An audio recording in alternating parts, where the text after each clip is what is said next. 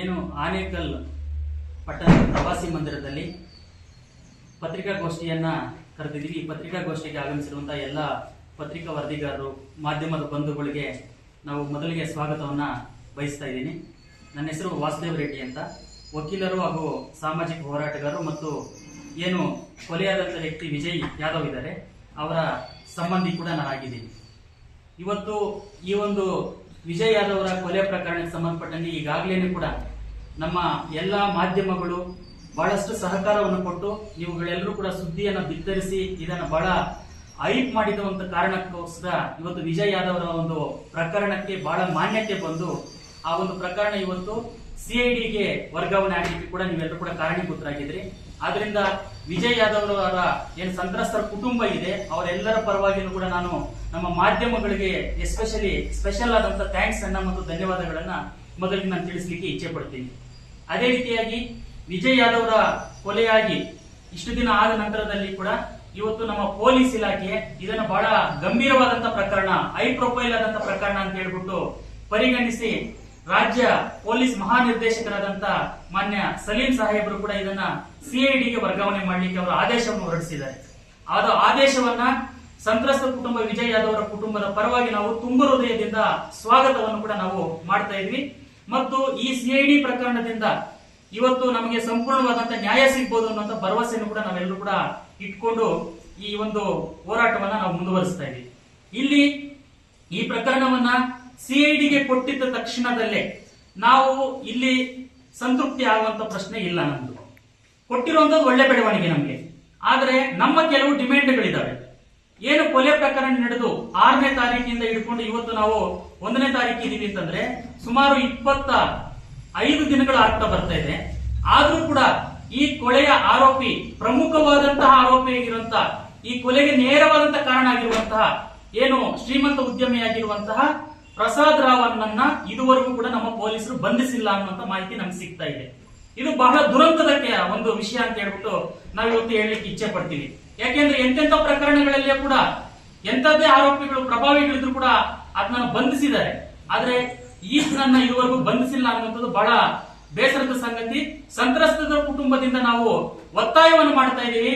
ಈ ಕೂಡಲೇ ಈ ಕೊಲೆ ಸುಪಾರಿಯ ಕಾರಣ ಆಗಿರುವಂತಹ ಪ್ರಸಾದ್ ರಾವ್ನನ್ನ ಇವತ್ತು ನೀವು ಸಲ್ಲಿಸಿರುವಂತಹ ಕೋರ್ಟ್ಗೆ ಸಲ್ಲಿಸಿರುವಂತಹ ಈ ಒಂದು FIR ನಲ್ಲಿ ಅದನ್ನ A6 ಮಾಡಿದ್ರಿ. ನೀವು ಅದನ್ನ A6 ಅಲ್ಲ ಮಾಡಬೇಕಾಗಿರುವಂತದ್ದು, ಅದನ್ನ ಆರೋಪಿ ನಂಬರ್ 1 ಮಾಡಬೇಕು, A1 ಮಾಡಬೇಕು ಅನ್ನುವಂಥದ್ದು ನಮ್ಮ ಸಂತ್ರಸ್ತ ಕುಟುಂಬದ ಒಂದು ಮೊದಲ ಡಿಮ್ಯಾಂಡ್ ಅನ್ನುವಂಥದ್ದು ನಮ್ದಿದೆ. ಮತ್ತು ಅದನ್ನ ಬಂಧಿಸಬೇಕು ಅನ್ನುವಂಥದ್ದು ನಮ್ಮ ಒಂದು ಡಿಮ್ಯಾಂಡ್ ಇರುವಂತದ್ದು.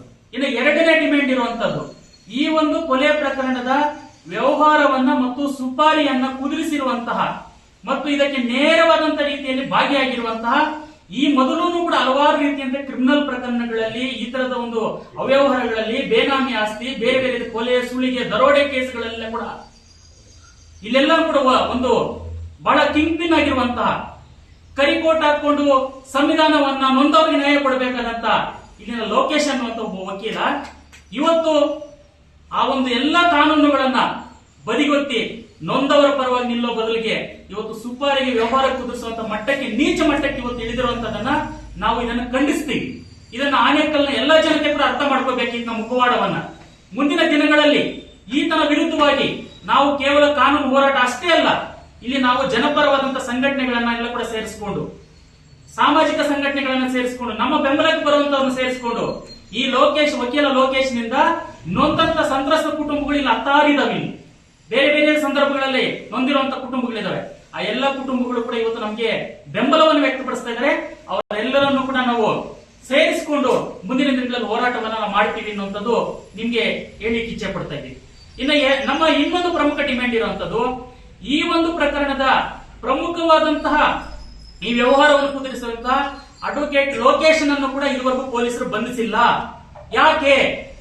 ಹಾಗಾದ್ರೆ ಇವತ್ತು ಯಾರೋ ಕೊಲೆ ಮಾಡಿರುವಂತ ಶ್ರೀರಾಮು ಅಲಿಯಾಸ್ ಯಾರ್ಯಾರು ಸುಮಿತ್ ಇನ್ನೊಬ್ರನ್ನ ಎಡೆಮುರಿ ಕಟ್ಟಿ ನೀವು 2 ದಿನಕ್ಕೆ ತಗೊಂಡೋಗಿ ಪೊಲೀಸ್ ಸ್ಟೇಷನ್ಗೆ ಹಾಕಿ ನ್ಯಾಯಾಂಗ ಬಂಧನದಿಂದ ಅವ್ರನ್ನ ಕಾನೂನು ರೀತಿ ನೀವೆಲ್ಲ ತಗೊಂಡಿದ್ರಿ ಪೊಲೀಸರು. ಹಾಗಾದ್ರೆ ಈ ಕೊಲೆ ಪ್ರಕರಣದಲ್ಲಿ ಕಾಳಾಳುಗಳು ಹಿಡಿದಿದ್ರಿ, ಕೂಡಿ ಆಳುಗಳು ಹಿಡಿದಿದ್ರಿ ಇವತ್ತು.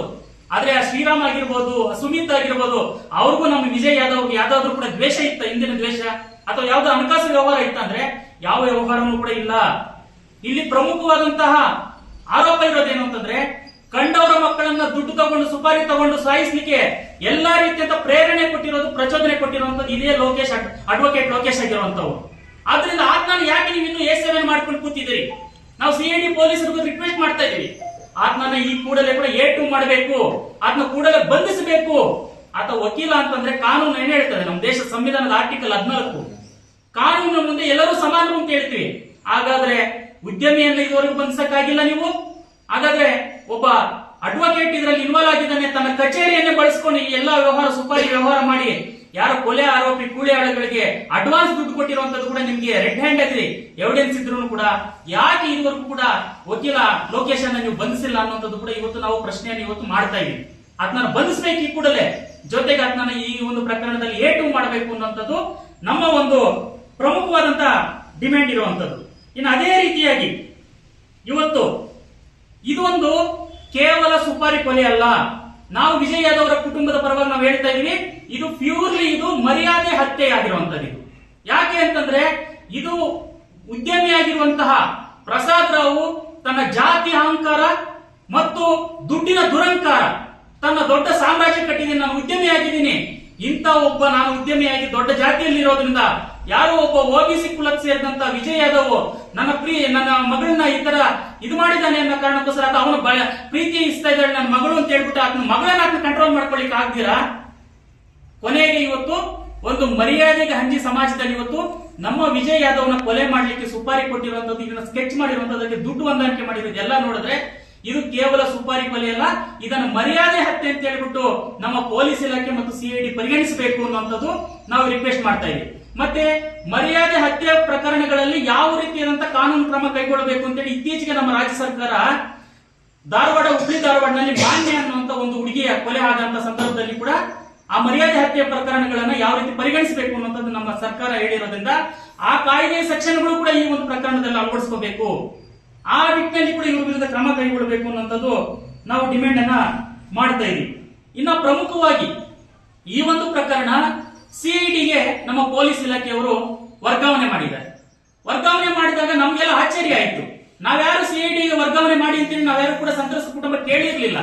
ಇಲ್ಲಿನ ಆನೆಕಲ್ಲು ಬನ್ನೇರಘಟ್ಟ ಪೊಲೀಸರು ಕೂಡ ಬಹಳ ಉತ್ತಮವಾದಂತ ಕೆಲಸ ಮಾಡಿ ಆರೋಪಿಗಳನ್ನು ಒಂದಷ್ಟು ಹಿಡಿದು ಅವರ ತನಿಖೆಯನ್ನು ಬಹಳ ಪ್ರಗತಿಯಲ್ಲಿ ತೆಗೆದುಕೊಂಡು ಹೋಗ್ತಾ ಇದ್ರು. ಆದ್ರೆ ಏಕಾಏಕಿ ಇದು CID ಪ್ರಕರಣ ಹೋಯಿತು ಅಂತಂದಾಗ ನಮ್ಗೆಲ್ಲ ಆಶ್ಚರ್ಯವಾಗಿ ನಾವು ಅದರ ಮಾಹಿತಿಯನ್ನು ಕೇಳಿದಾಗ ನಮ್ಗೆ ಬಂದಂತ ಮಾಹಿತಿ ಏನು ಅಂತಂದ್ರೆ, ಒಂದು ನಮ್ಮ DIG ಆಗಿರುವಂತ ಗಿರೀಶ್ ಸಾಹೇಬರು ಆ ಠಾಣೆಗೆ ಭೇಟಿ ಕೊಡ್ತಾರೆ. ಭೇಟಿ ಕೊಟ್ಟಂತ ಮಾರನೇ ದಿನನೇ ಕೂಡ ಈ ಕೊಲೆಯ ಸುಪಾರಿ ಆರೋಪಿಯಾಗಿರುವಂತ ಯಾರು ಪ್ರಸಾದ್ ರಾವ್ನ ಹೆಂಡತಿ ಒಂದು ಖಾಸಗಿಯಾದಂತ ವಿಡಿಯೋವನ್ನ ಮಾಡಿ ಆತನ ಯಾರು ನಮ್ಮ ಉನ್ನತ ಪೊಲೀಸ್ ಅಧಿಕಾರಿಗಳ ವಿರುದ್ಧವನ್ನೇ ಕೂಡ ಒಂದು ಗಂಭೀರವಾದಂತಹ ಆರೋಪಗಳನ್ನು ಮಾಡಿದ್ದಂತ ನೀವೆಲ್ಲ ಕೂಡ ಗಮನಿಸಿದ್ರೆ ಮಾಧ್ಯಮಗಳೆಲ್ಲ ಅದು ಪ್ರಕಟಣೆ ಆಗಿದೆ. ಆ ಪ್ರಕಟಣೆ ಆದ ನಂತರದಲ್ಲಿ ನಮ್ಮ ಪೊಲೀಸ್ ಇಲಾಖೆ ಇದುವರೆಗೂ ಕೂಡ ಅವರ ವಿರುದ್ಧವಾಗಿ ಯಾವುದೇ ರೀತಿಯಂತ ಪ್ರಕರಣ ದಾಖಲು ಮಾಡಿಕೊಂಡಿಲ್ಲ. ಕೇವಲ ಬೆಂಗಳೂರು ಪೊಲೀಸ್ ಅನ್ನುವಂತ ಒಂದು ಫೇಸ್ಬುಕ್ ನ ಪೇಜ್ ನಲ್ಲಿ ಒಂದು ಸ್ಪಷ್ಟನೆ ಕೊಟ್ಟಿದ್ದಾರೆ. ಏನಂತ, ಆ ಮಹಿಳೆ ಮಾಡಿರುವಂತ ಎಲ್ಲಾ ಹೇಳಿಕೆಗಳು ಕೂಡ ಸುಳ್ಳು ಮತ್ತು ಸತ್ಯಕ್ಕೆ ದೂರವಾದಂತದ್ದು ಅಂತ. ಹಾಗಾದ್ರೆ ಒಬ್ಬ ಸಾಮಾನ್ಯ ಪ್ರಜೆ ಪೊಲೀಸ್ ಇಲಾಖೆಯ ಉನ್ನತ ಅಧಿಕಾರಿಗಳ ಮೇಲೆ ಇಷ್ಟೊಂದು ಗಂಭೀರವಾದ ಆರೋಪವನ್ನು ಮಾಡಿದ್ರೆ ನಮ್ಮ ಪೊಲೀಸ್ ಇಲಾಖೆ ಸುಮ್ಮನೆ ಇದ್ದು ಬಿಡ್ತಾ ಇತ್ತಾ? ಯಾಕೆ ನೀವು ಆಯಮ್ಮನ ವಿರುದ್ಧವಾಗಿ ಸುಮ್ಮನೆ? ಯಾಕೆಂದ್ರೆ ಈಗ ಆರೋಪಿಗಳನ್ನ ಹಿಡಿಬೇಕು ಅಂದ್ರೆ ಏನ್ ದೊಡ್ಡ ಸಮಸ್ಯೆ ಏನಾಗಲ್ಲ. ಎಂತೆಂತ ದೊಡ್ಡ ದೊಡ್ಡ ಟೆರರಿಸ್ಟ್ಗಳನ್ನ ಭಯೋತ್ಪಾದಕರನ್ನ ಹಿಡಿಯುವಂತ ನಮ್ಮ ಪೊಲೀಸ್ ವ್ಯವಸ್ಥೆ ತುಂಬಾ ಚೆನ್ನಾಗಿದೆ, ಇಂಟೆಲಿಜೆನ್ಸಿ ವ್ಯವಸ್ಥೆ ಇದೆ, CDR ಇದೆ, ಆಧುನಿಕ ಟೆಕ್ನಾಲಜಿ ಇದ್ರೂ ಕೂಡ ಪ್ರಮುಖವಾದಂತಹ ಆರೋಪಿಗಳು ನೀವು ಹಿಡಿಯಲಿಲ್ಲ ಅನ್ನೋದಕ್ಕೆ ನಮ್ಮ ಆರೋಪ ಏನಿದೆ ಅಂತಂದ್ರೆ, ಈ ಕೊಲೆ ಪ್ರಕರಣದಲ್ಲಿ ಕಾಡಾಳುಗಳನ್ನ ಹಿಡ್ಕೊ ಬಂದು 4 ದಿವಸ ಆದ್ರೂ ಕೂಡ ಯಾರು ಪ್ರಸಾದ್ ರಾವ್ನ ಫೋನ್ ಆನ್ ಅಲ್ಲಿ ಇತ್ತು. ಇದೇ ಕೊಲೆಗೆ ಸುಪಾರಿ ಕೊಟ್ಟಿರುವಂತ ಲೋಕೇಶ್ ಅವರ ಒಂದು ಫೋನ್ ಕೂಡ ಆನ್ ಅಲ್ಲಿ ಇತ್ತು. ರಾಜಾರೋಷವಾಗಿದೆ, ಆನೆಕಲ್ಲನ್ನು ಓಡಾಡ್ಕೊಂಡಿದ್ರು. ಯಾಕೆ ನಮ್ಮ ಪೊಲೀಸರು ಅವ್ರನ್ನ ಆ ಸಂದರ್ಭದಲ್ಲಿ ಹಿಡಿಯಲಿಲ್ಲ ಅನ್ನೋದು ಕೂಡ ನಮ್ಮ ಪ್ರಶ್ನೆ ಇದೆ. ಅವರಾಗ ಅವ್ರು ಪರಾರಿ ಆಗ್ಲಿಕ್ಕೆ ಅವಕಾಶ ಮಾಡಿಕೊಟ್ಬಿಟ್ಟು ಸಿಕ್ಕಿಲ್ಲ ಅಂತ ಪ್ರಶ್ನೆಗಳನ್ನ ಹೇಳಿದ್ರೆ ನಾವು ಅದನ್ನು ಕೇಳಲಿಕ್ಕೆ ಸಾಧ್ಯ ಇಲ್ಲ. ಅದನ್ನೇ ನಾವು ಇವತ್ತು ಪ್ರಮುಖವಾಗಿ ಪ್ರೆಸ್ ಮೀಟ್ ನಲ್ಲಿ ಡಿಮ್ಯಾಂಡ್ ಮಾಡ್ತಾ ಇದ್ವಿ. ಈ ಇಬ್ಬರನ್ನು ಕೂಡ ಈ ಕೂಡಲೇ ಅರೆಸ್ಟ್ ಮಾಡಿ ಅವ್ರನ್ನ A1 A2 ಮಾಡ್ಲಿಲ್ಲ ಅಂತಂದ್ರೆ ನಮ್ಮ ಹೋರಾಟ ಅಂತೂ ನಾವು ಕಾನೂನು ಹೋರಾಟ ಏನ್ ಮಾಡ್ಬೇಕಂತ ಮಾಡ್ತೀವಿ, ಬೀದಿ ಹೋರಾಟ ಮಾಡ್ಲಿಕ್ಕೂ ಕೂಡ ನಾವು ಮುಂದಾಗ್ತೀವಿ ಸರ್.